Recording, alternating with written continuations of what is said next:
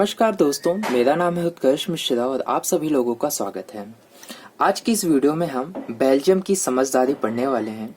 इस टॉपिक को हम अच्छे से स्टडी करेंगे और यही टॉपिक जो है एग्जाम में पूछा जाता है। इसी टॉपिक से एग्जाम में क्वेश्चन जरूर पूछा जाता है, तो इस चैप्टर का इंपॉर्टेंट क्वेश्चन बनता है ये। इससे पहले की भी वीडियो बन चुकी है इस चैप्टर की, उसको देख सकते हैं। आगे भी वीडियो बनेगी, उनको भी जरूर देखिएगा। शुरुआत करते हैं। बेल्जियम ने क्षेत्रीय अंतर और सांस्कृतिक विविधता को स्वीकार किया। जैसा कि हमें पता है कि बेल्जियम के अंदर अलग अलग डाइवर्सिटी थी, अलग अलग लैंग्वेज बोलने वाले लोग थे। तो श्रीलंका के अंदर भी यही था। बट श्रीलंका वाले लोगों ने क्या किया कि अपने यानी सिन्हालीज लोगों पे को ज्यादा प्रेफरेंस दिया और जो अदर कम्युनिटी थे उनको प्रेफरेंस नहीं दिया। बेल्जियम में भी यही पंगा था, लेकिन उसने इस चीज को समझा कि हम अपने आप को प्रेफरेंस ना दें, हमें सभी अलग कम्युनिटीज जो हैं उनको भी प्रेफरेंस देना चाहिए। ये मैं क्या कह रहा हूं, अगर आपको नहीं समझ में आ रहा है तो पिछली वीडियो जरूर देखिए, तो आपको इस चीजें समझ में आएगी। 1970 और 1993 के बीच उन्होंने अपने संविधान में 4 बार संशोधन किए। यानी 1970 और 1993 के बीच उन्होंने अपना 4 बार संशोधन किया, ताकि किसी को बेगानेपन का एहसास ना हो, ताकि किसी को ऐसा फील ना हो कि उनको उनके साथ बड़ा गलत बर्ताव हो रहा है, उनके साथ उनकी जो गवर्नमेंट है उनके लिए काम नहीं कर रहा है। इस वजह से उन्होंने 4 बार संशोधन किया, ताकि सब लोग खुश रहें। अब एग्जाम में जो पूछा जाता है यही पूछा जाता है, बेल्जियम का मॉडल क्या था, या बेल्जियम ने किस तरीके से समझदारी दिखाई, या बेल्जियम ने ऐसा क्या काम किया जो श्रीलंका ने नहीं किया, बेल्जियम ने ऐसा क्या काम किया जिससे कन्फ्लिक्ट वहां पे नहीं हो। तो ऐसा करके घुमा फिरा के ऐसा कुछ पूछेगा तो आपको यही आंसर लिखना पड़ेगा। अब एग्जाम यही पूछ ले बेल्जियम मॉडल क्या है, तो आप यही लिख देना।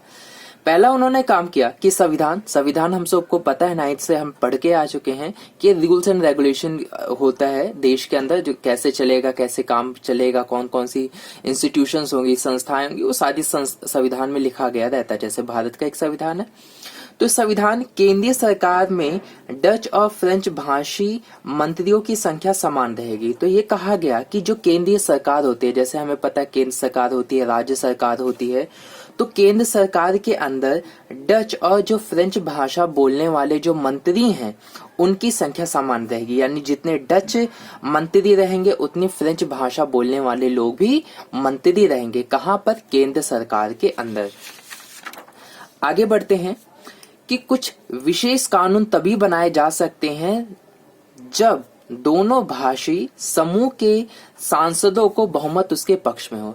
यानी दोनों कानून कहने का मतलब तो ही बनाया जा सकता है विशेष कानून जब डच वाले लोग भी, फ्रेंच वाले लोग भी इस बात को लेकर सहमत हो कि हाँ बना लिया जाए, तो ही बना सकता। अगर डच लोग चाहें कि बना दिया जाए और फ्रेंच लोग ना चाहे तो भी नहीं हो सकता।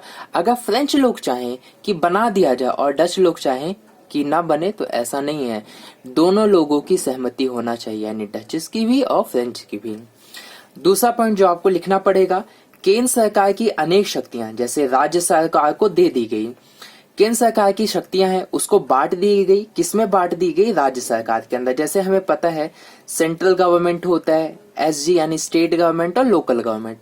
लोकल गवर्नमेंट जैसे एमसीडी, पंचायत वगैरह होते हैं, इनके पास कम पावर होती है। उससे ऊपर आता है स्टेट गवर्नमेंट, दो एरो का मीन्स थोड़ा ज्यादा पावर हो गई इनके पास, जिसमें हमारे मंत्री वगैरह आते हैं, वो सीएम वगैरह जो आते हैं ना, वो एक राज्य के अंदर। और आते ही सेंट्रल गवर्नमेंट, भारत देश के अंदर पीएम वगैरह इसी के अंदर आते हैं, तो उनके पास ज्यादा पावर होती है। सेंट्रल गवर्नमेंट के पास ज्यादा पावर, स्टेट गवर्नमेंट के पास उससे कम, और उससे कम लोकल गवर्नमेंट के पास।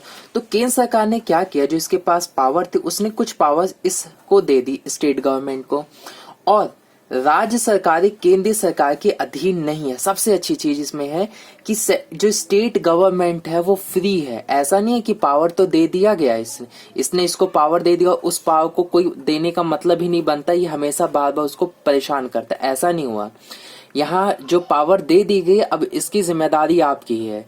जैसा मन करे आप उसको यूज करो, सही तरीके से यूज करो, देश के वेलफेयर के लिए यूज करो। ऐसा नहीं है कि सेंट्रल गवर्नमेंट ने बस नाम की पावर दे रखी और असली काम यही कर रहा है। नहीं, इस तरीके से ऐसा नहीं किया गया है।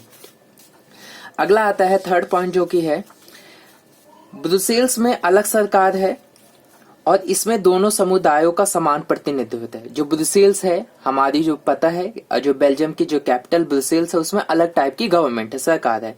इसमें दोनों समुदायों का समान प्रतिनिधित्व है, यानी दोनों समुदाय जितने फ्रेंच रहेंगे उतना, मतलब दोनों की इक्वेलिटी दिया गया है। फ्रेंच भाषी लोगों ने ब्रुसेल्स में समान प्रतिनिधित्व के इस प्रस्ताव को स्वीकार किया क्योंकि डच भाषी लोगों ने केंद्र सरकार में बराबरी का प्रतिनिधित्व स्वीकार किया था।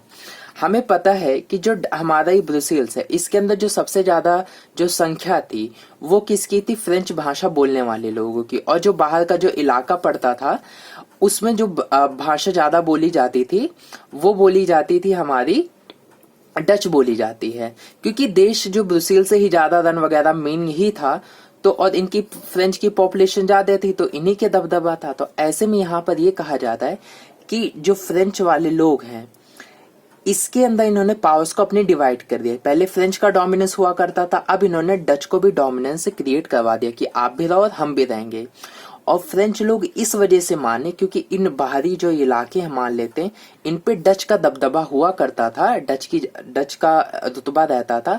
तो ये डच भी कॉम्प्रोमाइज उन लोगों ने किया कि आप यहाँ पे मतलब डच और फ्रेंच दोनों आ गए और इस जगह पे भी फ्रेंच और डच दोनों आ गए। पहले इस जगह पे डच ही डच रहते थे और इस जगह पे फ्रेंच। तो ऐसा डिसाइड किया गया कि यहाँ पे भी डच और फ्रेंच आ जाए और यहाँ पे भी डच और फ्रेंच आ जाए। तो इस तरीके से यहाँ पे काम किया गया। वही चीज है, इस प्रस्ताव को स्वीकार किया क्योंकि डच भाषी लोगों ने केंद्रीय सरकार में बराबरी का प्रतिनिधित्व स्वीकार, क्योंकि केंद्र सरकार के उन्होंने कहा इक्वल होगा। अगर क्योंकि देखा जाए पॉपुलेशन के बेस पे तो डच आ गए तो केंद्र सरकार के अंदर उनकी नंबर्स ज्यादा हो जाएगा। तो लेकिन उन्होंने कहा कि कोई नहीं, हम इक्वल कर देते हैं। तो इस पे फ्रेंच वाले लोगों ने कहा चलो आप उधर इक्वल कर रहे हो तो हम इधर इक्वल कर लेते हैं। तो इस तरीके से यहाँ पे काम किया गया। आई होप आपको अच्छे से समझ में आ गया होगा। नहीं समझ में आ गया तो थोड़ा पीछे रिवाइज करिए और फिर समझने की अच्छे से कोशिश कीजिए। फोर्थ पॉइंट आता है यहाँ तक कि तीसरे स्तर की सरकार भी काम करती है। मैंने आपको बताया 3 स्तर की टाइप होती है, जैसे स्टेट गवर्नमेंट होती है, सेंट्रल गवर्नमेंट होती है, लोकल गवर्नमेंट होती है। तो तीसरे स्तर की सरकार भी यहाँ काम करती है, यानी सामुदायिक सरकार। और इस तीसरे स्तर की जो सरकार होती है उसे सामुदायिक सरकार कहते हैं। इस सरकार का चुनाव एक ही भाषा बोलने वाले लोग करते हैं और सामुदायिक सरकार को केवल एक ही जो लैंग्वेज बोलते हैं, चाहे वो डच बोलते हैं, फ्रेंच बोलते हैं, जर्मन बोलते हैं, वही लोग इसको चुन सकते हैं। डच, फ्रेंच और जर्मन भाषा बोलने वाले समुदाय चाहे जहां भी रहते हैं, ये फर्क नहीं पड़ता कि आप ब्रुसेल्स में रहते हो, कहाँ रहते हो, वेलन में रहते हो, कौन से इलाके में रहते हो, ये नहीं मैटर करेगा। आप कहीं पे भी रहते हो, आप अपने सामुदायिक जो सरकार है उसको चुन सकते हो।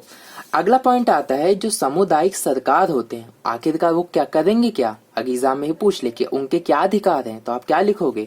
आप लिखेंगे कि सांस्कृतिक, शिक्षा, भाषा, इनसे रिलेटेड जो मैटर्स होते हैं उनको फैसले करने का, उनको सॉल्व करने का, कोई कन्फ्लिक्ट हो जाता है या इस सांस्कृतिक, शिक्षा, भाषा को कैसे और प्रमोट किया जाए, कैसे और अच्छा किया जाए, इस सब से रिलेटेड फैसले लेता है सामुदायिक सरकार।